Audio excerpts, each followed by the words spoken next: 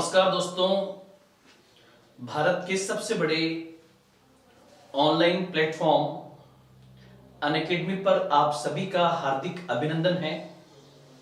आज हम आधुनिक भारत के इतिहास में ही मराठा स्टेट को ही पढ़ने जा रहे हैं। मराठा स्टेट का एक वीडियो हमने पहले डाला था जिसमें लास्ट में हमने शिवाजी के अष्ट मंत्रिमंडल पर बात की थी। आज हम शिवाजी और उनके परिवार जिसमें से संभाजी, राजाराम सेकंड और साहू के बारे में पढ़ेंगे। और साहू का जो कार्यकाल है वो आधुनिक भारत के इतिहास में पेशवाओं के युग के नाम से जाना जाता है। अब उसे पेशवाओं का युग क्यों कहते हैं, उसी के बारे में आज हम विस्तृत चर्चा करेंगे। सबसे पहले जैसे मैंने आज आपके सामने हेडिंग डाली मराठा राज्य, और उस मराठा राज्य के संस्थापक थे शिवाजी। तो मैंने यहां पे डाला संस्थापक शिवाजी। मराठा स्टेट और मराठा स्टेट के संस्थापक शिवाजी। और मराठा राज्य में राजा को छत्रपति के नाम से जाना जाता था, इसलिए मराठा राज्य के संस्थापक शिवाजी मराठा स्टेट के पहले छत्रपति थे, जिनका कार्यकाल था 1674 से 1680। 1674 से 1680। 1680 में शिवाजी का निधन हो गया। और जिस समय शिवाजी का निधन हुआ उससे पहले तक दक्षिण भारत में जो घटनाक्रम चल रहा था उसका थोड़ा सा ब्यौरा मैं आपको देना चाहूंगा। वो क्या था कि साउथ इंडिया में उस समय मुगल जो है अपना विस्तार दक्षिण की ओर करना चाह रहे हैं।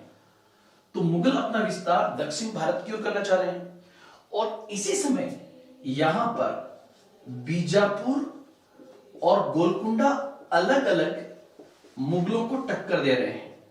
तो यहां पर एक संघर्ष ये भी चल रहा है और साथ ही साथ बीजापुर, गोलकुंडा और मुगलों को टक्कर दे रहे थे मराठे। तो एक टक्कर यहां से चल रही है मराठों की साइड से। इसलिए कहते हैं कि 17वीं शताब्दी के उत्तरार्ध के अंदर दक्षिण भारत में एक त्रिकोणीय संघर्ष चला। और ये त्रिकोणीय संघर्ष जो है वो चला मुगल वर्सेस बीजापुर गोलकुंडा, बीजापुर गोलकुंडा वर्सेस मराठा और मराठा वर्सेस मुगल। अब जब 1680 में छत्रपति शिवाजी का निधन हो गया तो जाहिर सी बात है मराठे थोड़े कमजोर हुए। और जब मराठे कमजोर हुए तो यहां पर कुछ समय के लिए एक सीधा संघर्ष शुरू हो गया मुगल वर्सेस बीजापुर के अंदर। और यहां पर सबसे बड़ी सफलता यह मिली कि 1686-87 के आसपास मुगलों को बीजापुर और गोलकुंडा का विलय मुगल साम्राज्य में करने का मौका मिल गया। मतलब कहने का होगा कि अब स्थिति यह आ गई कि मुगलों का साम्राज्य यहां तक पहुंच गया, क्योंकि यहां पर बीजापुर और गोलकुंडा अब राज्य नहीं रहे, उनका विलय मुगल साम्राज्य में हो चुका था। तो जाहिर सी बात है अगर यहां पर मुगल पहुंच गए तो अब मुगलों की सीधी टक्कर मराठों के साथ में होने वाली थी। और मराठे जब टक्कर देने की स्थिति में तभी होंगे जब उनका छत्रपति मजबूत होगा। लेकिन यहां पर यह गौर करने वाला बिंदु है कि मराठों का सबसे ताकतवर व्यक्ति था शिवाजी, और शिवाजी का निधन 1680 में हो गया। इसलिए कहीं ना कहीं मराठों की स्थिति कमजोर हुई। उसी कमजोर स्थिति का फायदा कैसे उठाया गया कि शिवाजी के बाद उनका बेटा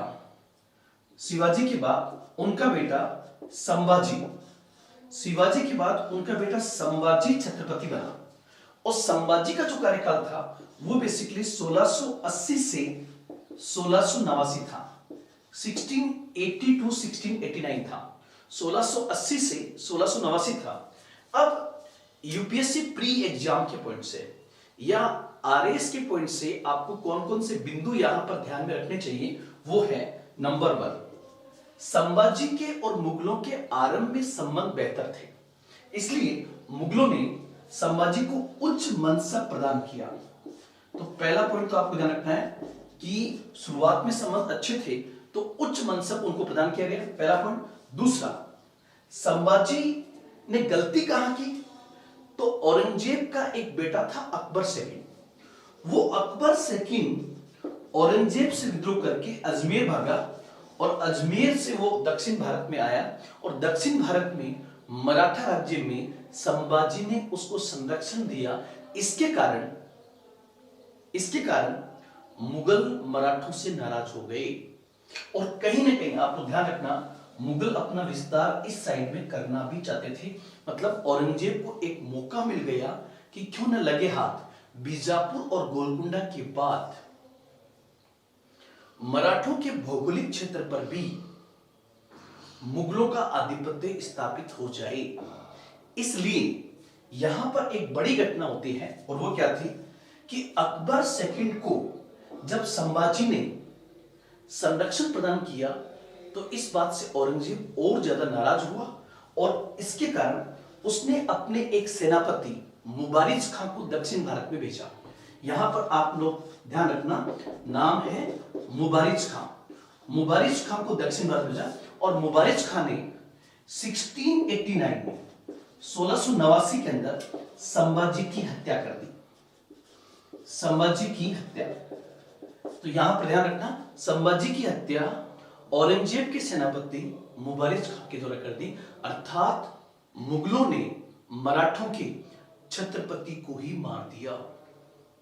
इससे मराठों वर्सेस मुगलों के संबंध तनावपूर्ण हो गए। यहां पर एक और इंपॉर्टेंट पॉइंट ध्यान रखना कि संभाजी की हत्या करने के बाद संभाजी के बेटे साहू को, संभाजी का बेटा था साहू, और साहू को मुगल अपने साथ में ले गए। ये पॉइंट आपको ध्यान रखना कि औरंगजेब ने संभाजी की हत्या करवाने के बाद उसके बेटे साहू और उसकी पत्नी, इन दोनों को वो मुगल दरबार में ले जाते हैं और साहू का पालन पोषण मुगल दरबार में ही होता है। तो यहां पर औरंगजेब ने कार्य किया। अब इसके बाद में क्या हुआ कि संभाजी के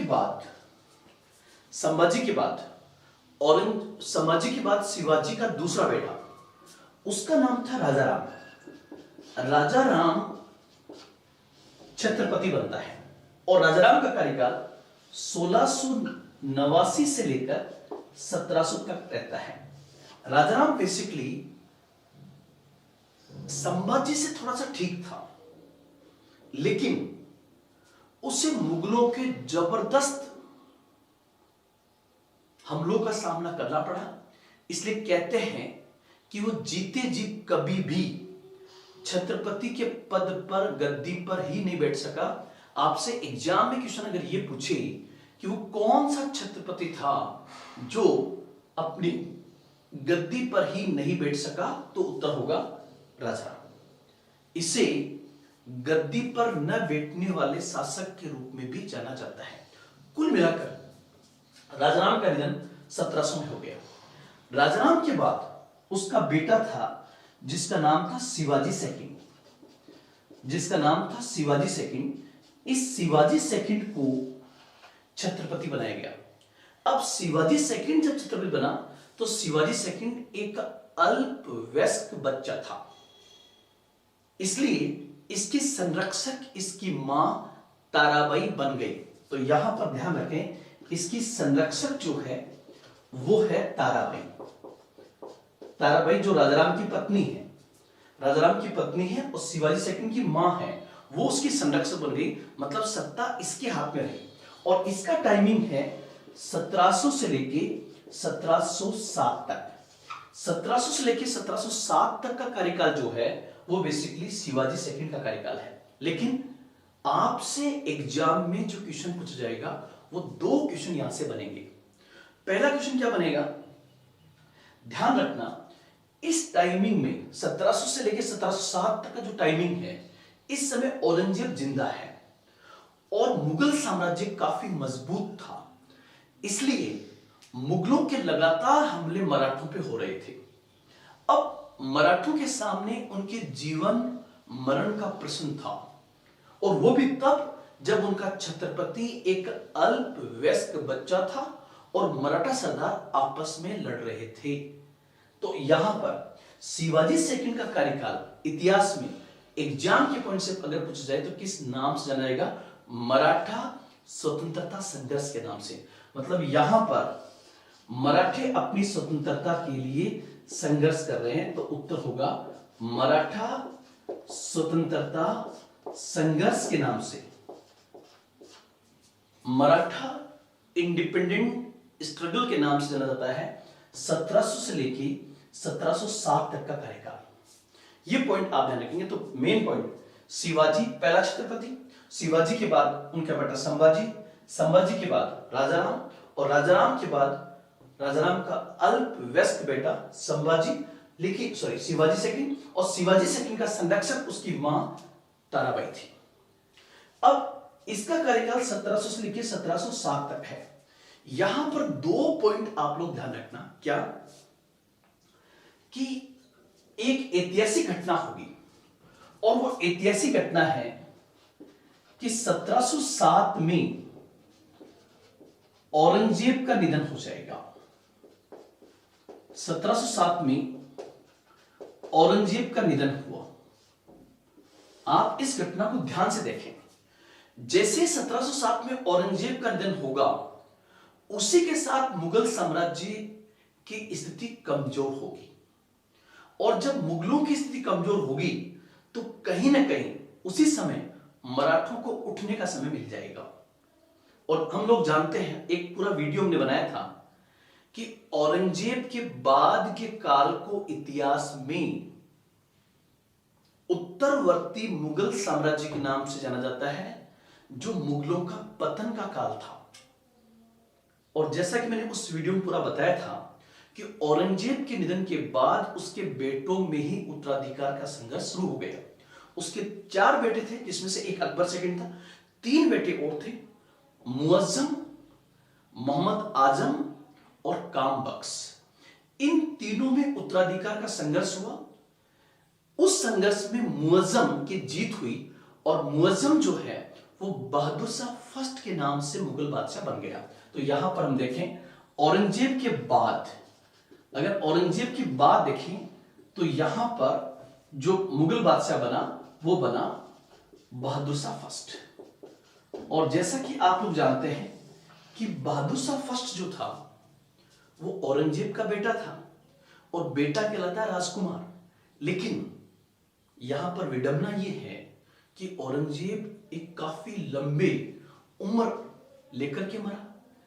तो जब तक बहादुर शाह फर्स्ट बना, उस समय बहादुर शाह फर्स्ट की एज 65 साल थी। इसलिए कहते हैं उसे इतिहास में साहे बेखबर के नाम से जाना जाता है। किसको? बहादुर शाह फर्स्ट को। और बहादुर शाह फर्स्ट ने समझौतावादी नीति का अनुसरण किया। अब जैसे ही बहादुर शाह फर्स्ट मुगल बादशाह बना, उसको सबसे ज्यादा चुनौतियों का सामना दक्षिण भारत में मराठों से करना पड़ रहा था। बहादुर शाह फर्स्ट ने इसका इलाज वहां बैठे बैठे ही निकाला। और इलाज क्या निकाला कि बहादुर शाह फर्स्ट ने अपने दरबार से किसको रिहा कर दिया? साहू को। साहू कौन था? संभाजी का बेटा। मतलब बहादुर शाह फर्स्ट जो है, इसने साहू को रिहा कर दिया, अपने दरबार से छोड़ दिया कि जा बेटे जा, तेरा वक्त आ गया है छत्रपति बनने का। यहां आप इस बिंदु को समझना। इसका मतलब क्या होगा?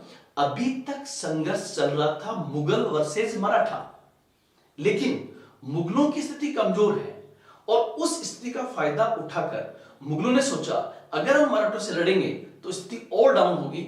इसलिए मराठों को मराठों से ही आपस में लड़ने के लिए उसने साहू को रिहा कर दिया। और साहू कौन है?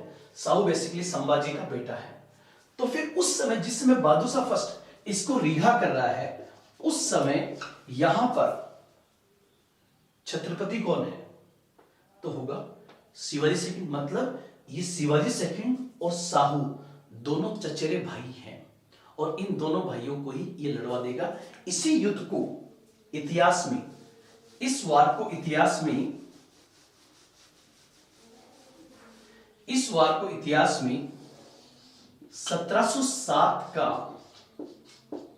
खेड़ा का युद्ध के नाम से जाना जाता है। 1707 का खेड़ा का युद्ध। आपसे पूछे कि खेड़ा का युद्ध किसके मध्य हुआ था, तो खेड़ा का युद्ध हुआ था मराठा वर्सेस मराठा। अब आपसे पूछे कि मराठों की तरफ से उस समय छत्रपति कौन था, तो मराठों की तरफ से छत्रपति था शिवाजी सेकंड। और शिवाजी सेकंड के संरक्षक कौन थे, तो उत्तर होगा ताराबाई। मतलब खेड़ा का युद्ध होगा ताराबाई और साहू के बीच में। और आप लोग ध्यान रखना कि जब साहू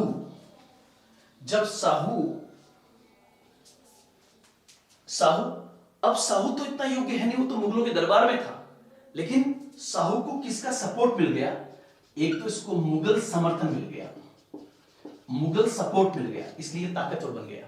और साथ ही साथ इसके चाची ताराबाई से जो लोग नाराज थे उन सबको इस खेमे में लाया गया। मतलब उसमें सबसे बड़ा सपोर्टर था बालाजी विश्वनाथ, सबसे बड़ा सपोर्टर था बालाजी विश्वनाथ।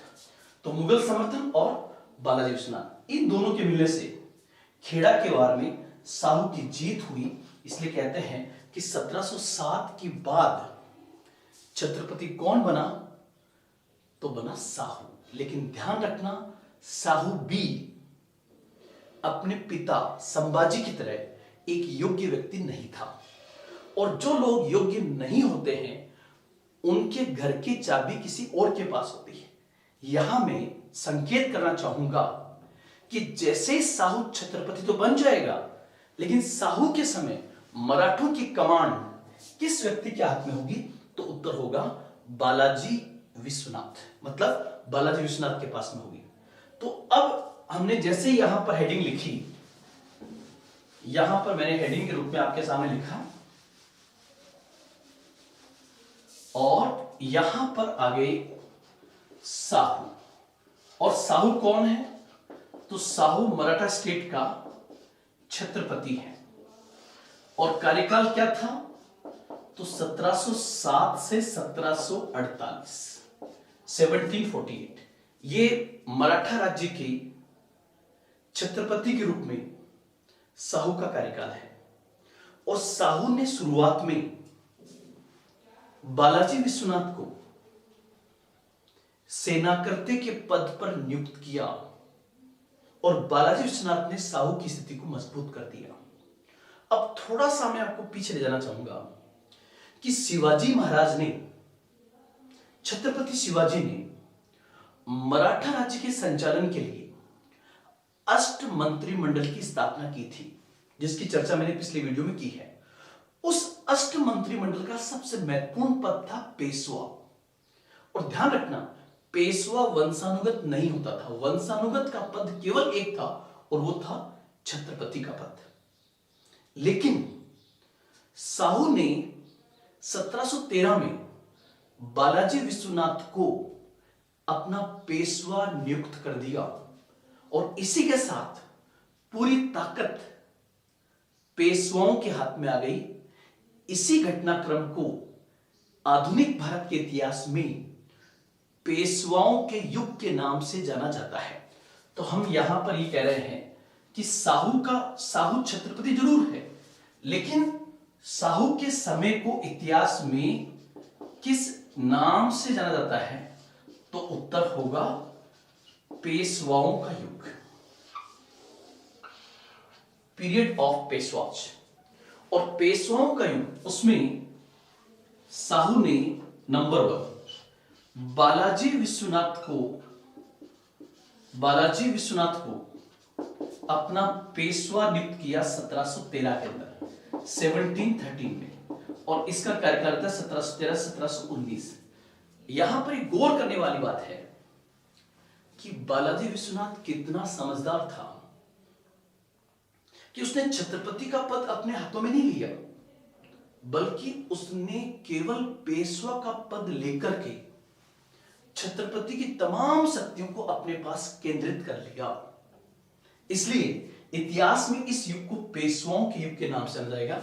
मतलब यह होगा कि अब बालाजी विश्वनाथ बना और बालाजी विश्वनाथ के मरने के बाद उसका बेटा बन जाएगा, उसके बाद उसका बेटा बन जाएगा, जबकि यह पद वंशानुगत नहीं था। और एक समय ऐसा आएगा कि पेशवा ही सब कुछ होगा, छत्रपति नाम मात्र का रह जाएगा। तो यहां पर बालाजी विश्वनाथ, और बालाजी विश्वनाथ का कार्यकाल 1713 से 1719 तक पेशवा के रूप में था। अब अगर हम एग्जाम के पॉइंट से देखें तो एग्जाम के पॉइंट से आपको यहां पर आपके प्री एग्जाम के पॉइंट से 3 बिंदु ध्यान रखने हैं। पहला पॉइंट, सबसे पहले आपसे ये पूछे कि वो कौन सा मराठा सरदार था जिसने खेड़ा के युद्ध में महत्वपूर्ण भूमिका अदा करके साहू को छत्रपति बनाने में अहम भूमिका अदा की। तो आपका उत्तर होगा बालाजी विश्वनाथ। तो एक तो आपको एग्जाम के पॉइंट से ध्यान रखना है, खेड़ा का युद्ध 1707। दूसरा पॉइंट, सेकंड पॉइंट जो होगा, दूसरा बिंदु जो होगा, आपसे पूछे कि मराठा राज्य का संस्थापक किसे कहा जाता है, तब उत्तर होगा मराठा राज्य का संस्थापक था शिवाजी। लेकिन मराठा राज्य का पुनर्संस्थापक, रीस्टैब्लिशर, अगर आपसे पूछे कि पुनर्स्थापक कौन था, पुनर्संस्थापक कौन था, तब उत्तर होगा बालाजी विश्वनाथ। मतलब बालाजी विश्वनाथ वो व्यक्ति है जिसने मराठा स्टेट की रीस्टैब्लिश किया है। और तीसरा और एक अहम बिंदु और आएगा, और वो आपसे एग्जाम पूछ सकता है कि 1719 का दिल्ली समझौता क्या था और यह समझौता करने में किस मराठा सरदार ने अहम भूमिका अदा की थी। तो एक पॉइंट आपको याद रखना है, 1719 का दिल्ली समझौता। यहां पर मैंने वापस रिपीट कर रहा हूं, बालाजी विश्वनाथ एक तो खेड़ा का युद्ध, दूसरा पुनर्संस्थापक, तीसरा 1719 का दिल्ली समझौता, और चौथा पॉइंट ध्यान रखना, वह कौन सा पेशवा था जिसने पेशवा के पद को ही वंशानुगत बना दिया। तो उत्तर होगा आपका बालाजी विश्वनाथ। अब हम थोड़ा सा ब्रीफ के अंदर ये समझेंगे कि दिल्ली समझौता क्या था। उससे पहले आप ये ध्यान रखना कि मराठा राज्य को पुनर्स्थापित करने वाला बालाजी विश्वनाथ है, लेकिन बालाजी विश्वनाथ के समय भी छत्रपति कौन था, तो उत्तर होगा शाह। अब हम इसके आगे चलें और थोड़ा सा ये देखें,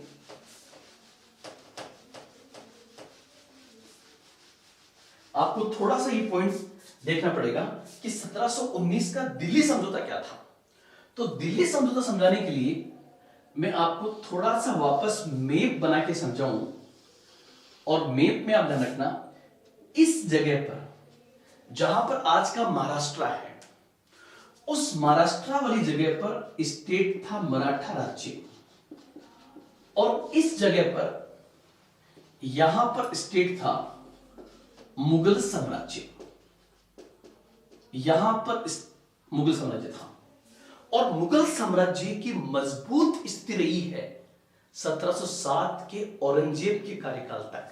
मतलब जैसे ही 1707 में औरंगजेब का निधन हुआ, तो औरंगजेब के निधन के बाद मुगलों का पतन शुरू हो गया।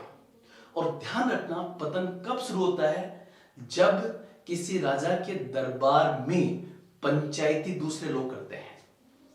मेरा कहने का मतलब है कि औरंगजेब के निधन के बाद मुगल बादशाह बना बहादुर शाह फर्स्ट। बहादुर शाह फर्स्ट के बाद बना जहांदार शाह, लेकिन जहांदार शाह को बनाने वाला था जुल्फिकार। तो जहांदार शाह जो बना, उसको बनाने वाला ग्रुप था जुल्फिकार। अब जुल्फिकार ग्रुप जैसे कमजोर हुआ तो हिंदुस्तानी ग्रुप मजबूत हो गया।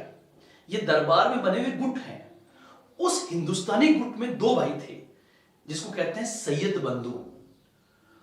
उन सैयद बंधुओं ने जहांदार साहब को मरवा करके और फर्रुख शेर को मुगल बादशाह बना दिया। मतलब मुगल साम्राज्य में यहां पर जो बादशाह बना हुआ है उसका नाम है फर्रुख शेर।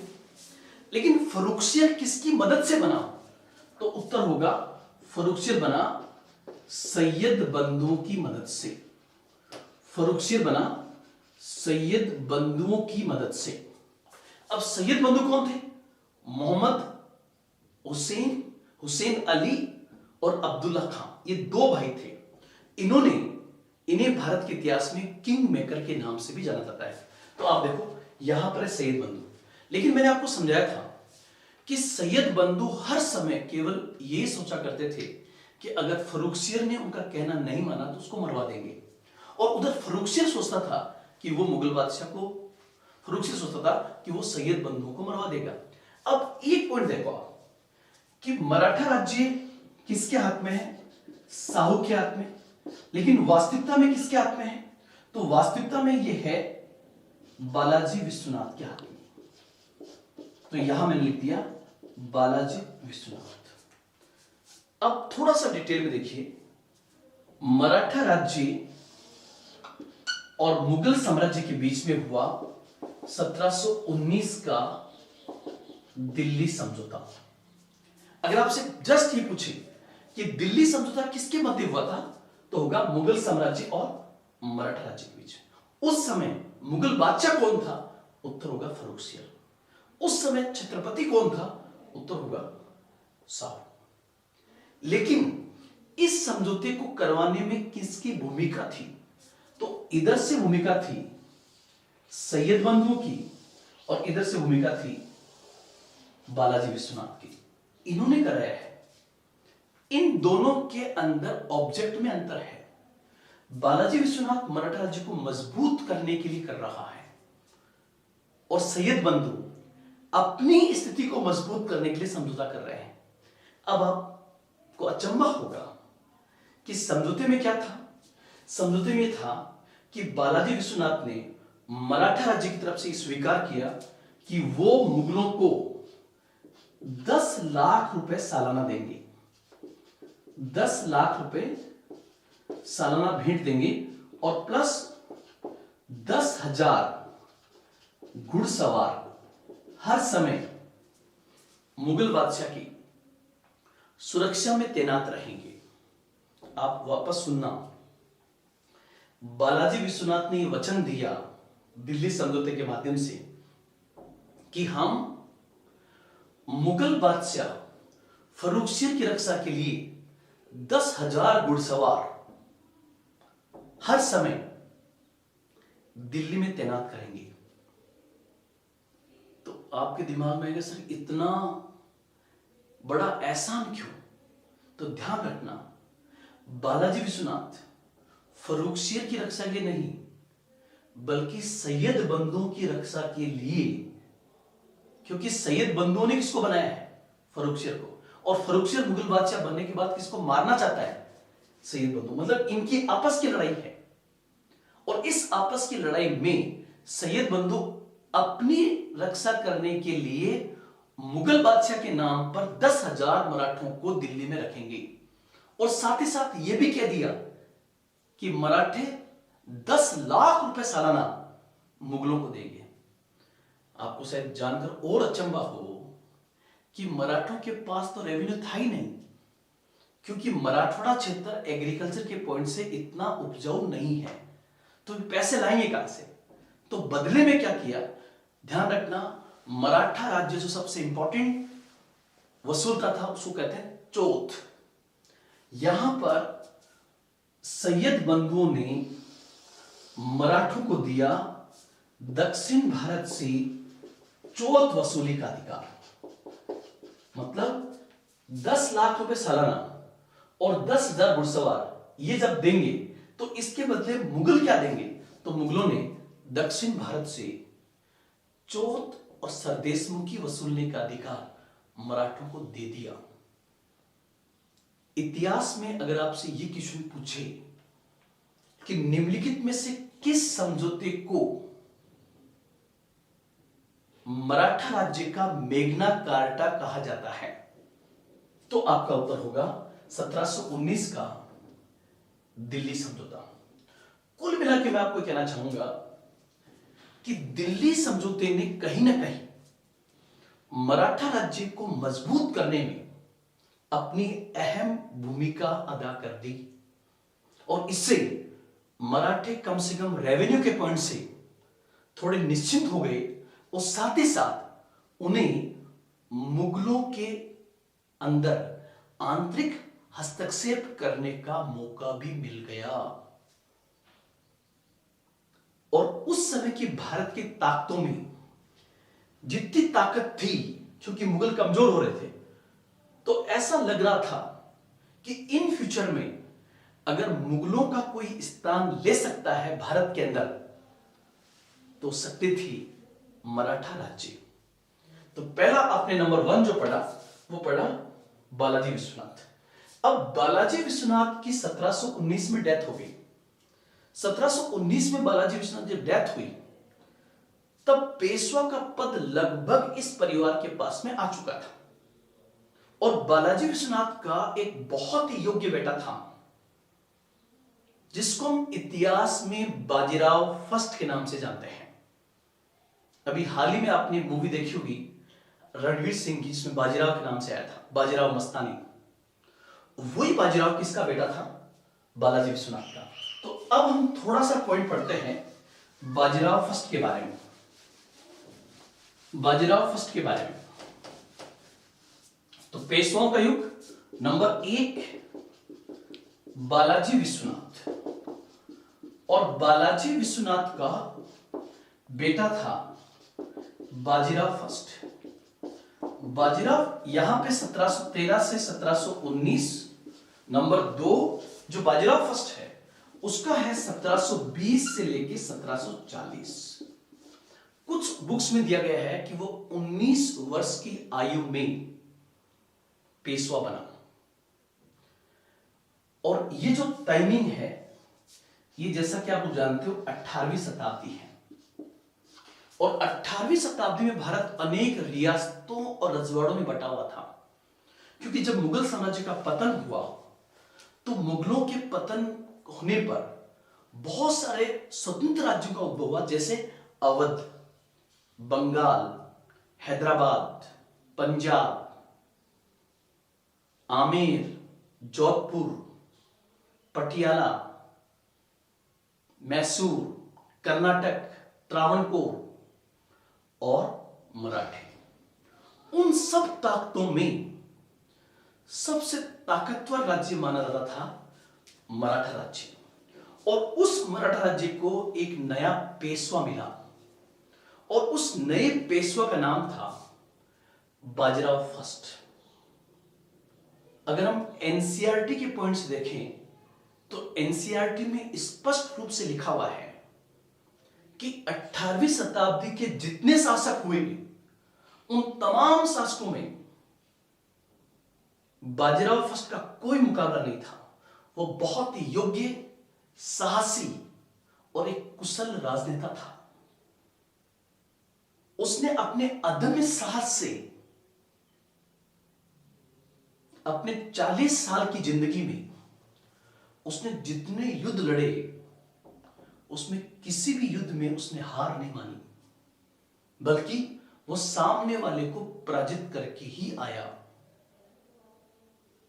अगर आपसे आपके प्री एग्जाम के पॉइंट से कोई क्वेश्चन बन सकता है तो बाजीराव फर्स्ट से क्या बनेगा उसको हम देखें।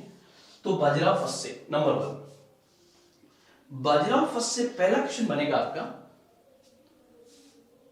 वह कौन सा पेशवा था जिसने मराठा राज्य को मराठा साम्राज्य में तब्दील कर दिया। He changed the Maratha state into Maratha Empire। नाम था बाजीराव फर्स्ट। मतलब मराठा राज्य को उसमें साम्राज्य में तब्दील कर दिया। तो मराठा साम्राज्य का संस्थापक होगा बाजीराव फर्स्ट। हम भारत के इतिहास में देखते हैं छापामार युद्ध, गुरिल्ला वार। उस गुरिल्ला वार में नाम आता है महाराणा प्रताप का। उसी युद्ध में नाम आता है शिवाजी का। अगर मैं केवल दक्षिण भारत की बात करूं तो दक्षिण भारत में शिवाजी के बाद अगर छापामार युद्ध का कोई महत्वपूर्ण नेता था, सेनापति था, तो वो था बाजीराव फर्स्ट। तो दूसरा पॉइंट होगा आपका छापामार युद्ध। तीसरा पॉइंट ध्यान रखना, इसने अपने मराठा राज्य का विस्तार करने के लिए पहली टक्कर निजाम से ली और उसने निजाम को 2 बार पराजित किया, 1728 में भी और 36 के अंदर भी। तो एक पॉइंट होगा निजाम को पराजित, निजाम को पराजित, जिसमें पाल खेड़ का युद्ध, जिसमें निजाम को पराजित करता है। निजाम कहां का है? हैदराबाद के निजाम को 2 बार पराजित किया। यहां तक कि इस समय हम पढ़ चुके हैं 1740 के आसपास मुगल बादशाह था मोहम्मद शाह रंगीला। इसने मुगल बादशाह पर भी हमला किया। इसको आप ऐसे भी कह सकते हो, मुगल बादशाह पर हमला, या इसने दिल्ली पहुंचकर मुगल बादशाह मोहम्मद शाह रंगीला को भी अपने प्रति आत्मसमर्पण करने के लिए मजबूर कर दिया था। इसलिए आप लोग ध्यान रखना, बाजीराव फर्स्ट ने अपने आसपास की शक्तियों को खूब निचोड़ा और उसने अपने आसपास के राज्यों से चौथ और सरदेशमुखी वसूलने के लिए उनको मजबूर कर दिया। यहां पर यह गौर करने वाला बिंदु है कि बाजीराव फर्स्ट और शिवाजी ने जिस प्रकार से चौथ और सरदेशमुखी वसूला, ये मराठों की ताकत भी थी और ये मराठों की कमजोरी भी थी। क्योंकि इसके बाद अगर यहां पर कोई योग्य पेशवा नहीं होगा, कोई योग्य व्यक्ति नहीं होगा, तो चौथ वसूलना मुश्किल हो जाएगा, और जब चौथ वसूलना मुश्किल हो जाएगा तो मराठा राज्य को चलना मुश्किल हो जाएगा। ये आगे हुआ भी है। इसी प्रकार इसने जंजीरा की सिद्धियों के खिलाफ भी जबरदस्त अभियान चलाया था। जंजीरा की सिद्धियों के खिलाफ भी एक जबरदस्त अभियान उसने चलाया था। तो हम आज मराठा स्टेट पढ़ रहे हैं और उस मराठा स्टेट में मैंने अभी आपको केवल 2 नाम आपके सामने प्रेजेंट किए हैं, बालाजी विश्वनाथ और बाजीराव फर्स्ट। इसके आगे का पार्ट जो है हमारा नेक्स्ट वीडियो में होगा, जो आपकी क्लास जल्दी होगी, उस वीडियो में आपका होगा। उसमें हम बाजीराव फर्स्ट के बाद में बालाजी बाजीराव के समय पानीपत का तीसरा युद्ध किस प्रकार से हुआ, उसका पूरा विश्लेषण करेंगे और एक बाजीराव फर्स्ट की मृत्यु कैसे हुई, इसका भी हम एनालिसिस करेंगे नेक्स्ट क्लास में। तो आज इतना ही। जय हिंद, जय भारत।